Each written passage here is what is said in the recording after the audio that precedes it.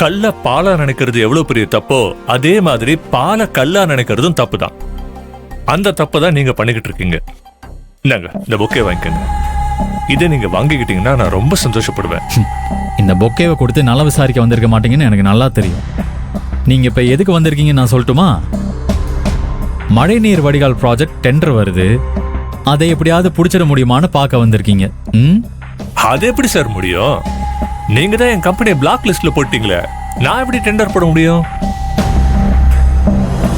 Sir மனசு விட்டுறாதீங்க. என்ன இருந்தாலும் சார் உங்க அண்ணன் பையன் தானே, அப்படின்னா உங்க பையன் மாதிரி தானே. அவர் மனசு வச்சு ஸ்கூல் பில்டிங் தரமா இருக்குன்னு ஒரு கையெழுத்து போட்டா போதாதா? உங்களுக்கு மறுபடியும் டெண்டர் கிடைச்சிட போகுது. இதெல்லாம் ஒரு விஷயமா தலைவரே?